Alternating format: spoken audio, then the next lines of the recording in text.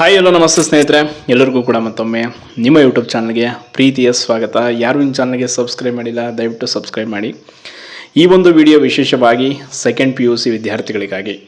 ತುಂಬ ಜನ second PUC ವಿದ್ಯಾರ್ಥಿಗಳು ನನಗೂ ಪರಿಚಯ ಇರುವಂತೆ ಹಲವಾರು ಜನ ಕೇಳ್ತಾ ಇದ್ರಿ, ಫಲಿತಾಂಶದ ಬಗ್ಗೆ ಒಂದಿಷ್ಟು ಮಾಹಿತಿ ಕೊಡಿ ಅದು ಇದೆ ಅಂತ. ಈಗ ಆಲ್ರೆಡಿ ತುಂಬ ಜನಕ್ಕೆ ಗೊತ್ತಿರುತ್ತೆ. ಏನು ವಿಶೇಷ ಅಂತಂದರೆ, ಈಗ already second PUC commerce, arts, science ಎಲ್ಲ ಒಂದು ಸ್ಟ್ರೀಮ್ನ ವಿದ್ಯಾರ್ಥಿಗಳು ಈಗ ಆಲ್ರೆಡಿ ಪರೀಕ್ಷೆಯನ್ನು ಬರೆದು ಫಲಿತಾಂಶದ ನಿರೀಕ್ಷೆಯಲ್ಲಿ ಇದ್ದೀರಾ. 31ನೇ ತಾರೀಕು ಕರ್ನಾಟಕ ಏನು ಪರೀಕ್ಷಾ ಮಂಡಳಿ ಇದೆ ಅವರು ಒಂದು ಮೀಟಿಂಗನ್ನು ಮಾಡಿದ್ದಾರೆ. ಈ ಒಂದು ಫಲಿತಾಂಶದ ಬಗ್ಗೆ ಅಫಿಷಿಯಲ್ ಆಗಿ ಯಾವತ್ತು ರಿಸಲ್ಟ್ ಅನೌನ್ಸ್ಮೆಂಟ್ ಆಗುತ್ತೆ ಅಂತ ತುಂಬ ಜನ ಕಾಯ್ತಾ ಇದ್ದಾರೆ.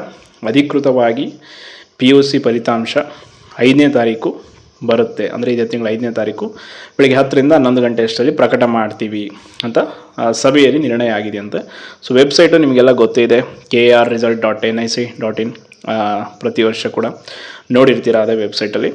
ಹಲವಾರು ಜನರಿಗೆ ನನ್ನ ಒಂದು ಕಿವಿ ಮಾತು ಏನಂತಂದರೆ, ಈಗ PUC ಮುಗಿಸಿದಾದಮೇಲೆ ಒಂದು ಜೋಶ್ ಇರುತ್ತೆ, ಡಿಗ್ರಿಗೆ ಸೇರ್ಕೋಬೇಕಂದ್ರೆ. ಕೆಲವರು ಈಗ PUC ಸೈನ್ಸಲ್ಲಿ CET ನೀಟು ಅಂಥವ್ರು ಮೆಡಿಕಲ್ ಫೀಲ್ಡ್ಗೋ ಅಥವಾ ಇನ್ನೇನೋ ಹೋಗುವಂಥವ್ರು, ಕೆಲವರು ಇಂಜಿನಿಯರಿಂಗು ಅವ್ರದ್ದು ಓಕೆ.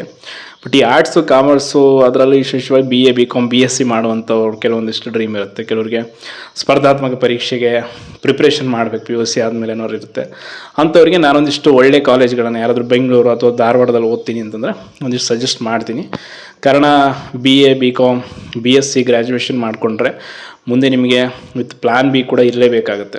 ಬಿಕಾಸ್ ಈ ಒಂದು ಗ್ರ್ಯಾಜುಯೇಷನ್ಗಳಲ್ಲಿ ಅದರಲ್ಲೂ ಸ್ಪೆಷಲಿ BA ಏನಾದರೂ ನೀವು ಮಾಡ್ಕೊಂಬಿಟ್ರೆ ಅಂತಂದರೆ, ಇಷ್ಟು ಎಕನಾಮಿಕ್ಸ್, ಪೊಲಿಟಿಕಲ್ ಸೈನ್ಸ್ ಆಗಿರ್ಬೋದು ಅಥವಾ ಜರ್ನಲಿಸಮ್ ಅಥವಾ ಇನ್ನೇನೋ ಸೋಷಿಯಾಲಜಿ ಯಾವುದೋ ಮಾಡಿದ್ರು, ಬಟ್ ನಿಮಗೆ ಒಂದು ಪ್ಲ್ಯಾನ್ B ಶೋರ್ ಮಾಡಿಕೊಳ್ಳೇಬೇಕು. ವಿತೌಟ್ ಪ್ಲ್ಯಾನ್ B ಇಲ್ಲ ಅಂತಂದರೆ ಖಂಡಿತವಾಗಿ ತುಂಬ ಸಫರ್ ಆಗ್ತೀರ ಈ ಒಂದು ಡಿಗ್ರಿಗಳಲ್ಲಿ ಎಸ್ಪೆಷಲಿ. ಕಾರಣ ಮುಂದೆ ಭವಿಷ್ಯದಲ್ಲಿ ಒಂದಿಷ್ಟು ಸಮಸ್ಯೆಗಳು ಎದುರಾಗ್ತವೆ. ನೀವು ಕಾಂಪಿಟೇಟಿವ್ ಪ್ರಿಪ್ರೇಷನ್ ಬಗ್ಗೆ ನಿಮ್ಗೆ ಗೊತ್ತೇ ಇದೆ. ಆ್ಯಂಡ್ ಅದರ ಜೊತೆ PUC ಫಲಿತಾಂಶದ ಬಗ್ಗೆ ಕೂಡ ಒಂದಿಷ್ಟು ವಿಷಯವನ್ನು ಹೇಳ್ತೀನಿ. PUC ಫಲಿತಾಂಶ ಬರುತ್ತೆ, ಬಟ್ ಒಂದಂತೂ ಸ್ಪಷ್ಟವಾಗಿ ನೆನ್ಪಿಟ್ಕೊಂಡ್ಬಿಡಿ, ಇದೇ ನಿಮ್ಮ ಇಡೀ ಭವಿಷ್ಯವನ್ನು ನಿರೂಪಿಸುವಂಥದ್ದಲ್ಲ. ಒಂದು ತಕ್ಕ ಮಟ್ಟಿಗೆ ನಿಮ್ಗೊಂದು ಒಳ್ಳೆ ಕಾಲೇಜ್ ಪ್ರವೇಶಾತಿಗೆ ಅಥವಾ ನೀವು ಮುಂದೊಂದು ದಿನ ಹೆಮ್ಮೆಯಿಂದ ಹೇಳ್ಕೊಳ್ಳೋಕ್ಕೆ ನಾನು PUC ಇಷ್ಟು ಅಂಕ ಗಳಿಸಿದ್ದೀನಿ ಅಥವಾ ಓದಿರೋ ನಾಲೆಜು ಓಕೆ. ಬಟ್ ಪೇರೆಂಟ್ಸ್ಗಳಿಗೂ ಕೂಡ ನಾನು ಹೇಳೋ ಒಂದು ಕಿವಿ ಮಾತು, ದಯವಿಟ್ಟು ಕಂಪೇರ್ ಮಾಡೋಕ್ಕೆ ಹೋಗಬೇಡಿ. ಈ ಒಂದು ಕಂಪೇರ್ ಮಾಡೋದೇ, ಹೋಲಿಕೆ ಮಾಡೋದೇ ಬಹುದೊಡ್ಡ ಒಂದು ಖಿನ್ನತೆಗೆ ಕಾರಣ ಆಗುತ್ತೆ ಪ್ರತಿ ಮಕ್ಕಳಲ್ಲೂ ಕೂಡ. PUC ಆದಮೇಲೆ ಆಗುತ್ತಾನೆ ಒಂದಿಷ್ಟು ಒಳ್ಳೆಯ ನಾಲೆಜ್ ಬರ್ತಾ ಇರುತ್ತೆ ಡಿಗ್ರಿಗೆ ಓದೋದಕ್ಕೆ ಬರೋದಕ್ಕೆ. ನಾನು ಕೂಡ PUC ಕರ್ನಾಟಕ ಕಾಲೇಜ್ ಧಾರವಾಡದಲ್ಲಿ ಮುಗಿಸಿದ್ದು. ಆ ಸಮಯದಲ್ಲಿ ನಮಗೂ ಕೂಡ ಹಲವಾರು ರೀತಿಯ ಒತ್ತಡ ಇರುತ್ತೆ. ಎಸ್ಪೆಷಲಿ ಬರೀ PUC ಫಲಿತಾಂಶ ಅಂದರೆ ಸ್ಟೂಡೆಂಟ್ಸ್ಗಷ್ಟೇ, ಆತನಿಗಷ್ಟೇ ಇದಿರಲ್ಲ, ಆತನ ಪೇರೆಂಟ್ಸ್ಗಳು, ರಿಲೇಟಿವ್ಸ್ ಎಸ್ಪೆಷಲಿ ಅವ್ರಿಗಂತೂ ಔಟ್ ಆಫ್ ಕ್ಯೂರಿಯಾಸಿಟಿ ಎಷ್ಟು ತೆಗೆದುಬಿಟ್ಟ ಆ್ಯಂಡ್ ಕಂಪೇರ್ ಮಾಡಿಬಿಡೋದು. ನಮ್ಮ ಮಗನೊಂದು 95 ಆಗಿದೆ, ನಿಮ್ಮ ಮಗಂದು ಎಷ್ಟಾಯಿತು ಅದು ಇದು ಇವೆಲ್ಲ ಬಿಟ್ಬಿಡಿ. ಈಗಿನ ಕಾಲದಲ್ಲಿ ಈ ಒಂದು PUC SLC ಪರ್ಸೆಂಟೇಜ್ಗಳು ಯಾವುದಕ್ಕೂ ಕೂಡ ಉಪಯೋಗ ಇಲ್ಲ ಅಷ್ಟೇ. ಇನ್ನು ಸ್ಪರ್ಧಾತ್ಮಕ ಪರೀಕ್ಷೆ ಫೀಲ್ಡಿಗೆ ಬಂದಮೇಲೆ ನಿಮ್ಗೆ ಗೊತ್ತಾಗುತ್ತೆ.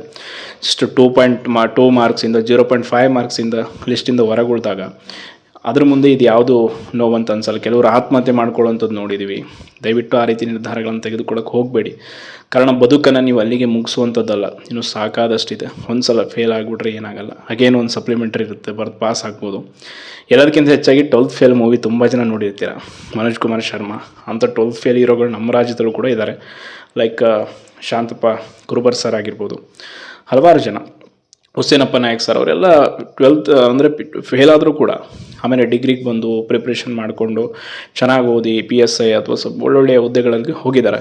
IAS IPS ಕ್ಲಿಯರ್ ಮಾಡೋದ್ರಲ್ಲೂ ಕೂಡ ಅತಿ ಹೆಚ್ಚು ಜನ 12th ಫೇಲ್ ಆದವರು ಇದ್ದಾರೆ. ಹಂಗಂತ ಫೇಲ್ ಆದ ಮಾತ್ರಕ್ಕೆ ಆತನ ಭವಿಷ್ಯವನ್ನು ಅಲ್ಲಿಗೆ ಮುಗಿಸ್ಬಿಡಬೇಕು ಅಥವಾ ಆತನಿಗೆ ಭವಿಷ್ಯವೇ ಇಲ್ಲ ಅನ್ನೋದಲ್ಲ. ಖಂಡಿತವಾಗಿಯೂ ದೇವರು ನಮ್ಮನ್ನು ಹುಟ್ಟಿಸಿದಾನಂದರೆ ಪ್ರತಿಯೊಬ್ಬರಿಗೂ ಒಂದು ಪಾತ್ರವನ್ನು ಕೊಟ್ಟಿರ್ತಾನೆ. ಅದನ್ನು ನಾವು ನಿಭಾಯಿಸಬೇಕು. ಆ್ಯಂಡ್ ಆ ಪಾತ್ರದ ನಮಗೆ ಪ್ರವೇಶ ಸಿಗೋವರೆಗೂ ಕೂಡ ತಡಿಬೇಕು, ಆಯಿತಾ. ಈಗ ನಾವಿಲ್ಲಿ ಒಂದು ಸ್ಥಾನದಲ್ಲಿ ಇದ್ದೀವಿ ಅಂತಂದಾಗ ಮುಂದೊಂದು ದಿನ ಇನ್ನೂ ಉತ್ತಮವಾದ ಸ್ಥಾನ ಕೂಡ ಸಿಗ್ಬೋದು. ಬಟ್ ಅದು ಸಿಗಬೇಕು ಅಂತಂದರೆ ನಮ್ಮ ಪರಿಶ್ರಮ ಮತ್ತು ಪ್ರಯತ್ನ ನಿರಂತರವಾಗಿರಬೇಕು. ಹಾಗೆ ಈ ಒಂದು ಕಾಂಪಿಟೇಷನ್ ವರ್ಡಲ್ಲಿ ಸಹಜ, ಬಟ್ ನಿಜವಾಗ್ಲೂ ಪೇರೆಂಟ್ಸ್ಗಳು ಕೂಡ ಒತ್ತಡಕ್ಕೆ ಒಳಗಾಗುವಂಥದ್ದಾಗಲಿ, ಮಗ ಫೇಲ್ ಆಗಿಬಿಟ್ಟ ಅಥವಾ ಇನ್ನೇನು ಆಗ್ಬಿಟ್ಟ ಅಂದ ತಕ್ಷಣ ಆತನ ಭವಿಷ್ಯವನ್ನು ಅಲ್ಲಿಗೆ ಮುಗೀತು ಅನ್ನೋ ರೀತಿ ಮಾತಾಡೋದು, ಅದರ ಮನಸ್ಸನ್ನು ಕುಗ್ಗಿಸುವಂಥ ಕೆಲಸ ದಯವಿಟ್ಟು ಮಾಡಬೇಡಿ. ಎಲ್ಲಿ ಶಿಕ್ಷಣ ವ್ಯವಸ್ಥೆಯಲ್ಲಿ, ಈಗಿರುವಂಥ ವ್ಯವಸ್ಥೆಯಲ್ಲಿ ದುಡ್ಡು ಮಾಡೋದೇ ಅಲ್ಟಿಮೇಟ್ ಉದ್ದೇಶ ಆಗಿ ಹೋಗ್ಬಿಟ್ಟಿದೆ, ಬೇರೇನೂ ಇಲ್ಲ. ಆದ ಕಾರಣ ಆದಷ್ಟು PUC ವಿದ್ಯಾರ್ಥಿಗಳು ಯಾರಾದರೂ ಇದ್ದರೆ ದಯವಿಟ್ಟು ಧೈರ್ಯದಿಂದ ಫಲಿತಾಂಶವನ್ನು ಎದುರಿಸಿ ಫಲಿತಾಂಶ ಏನೇ ಬರಲಿ.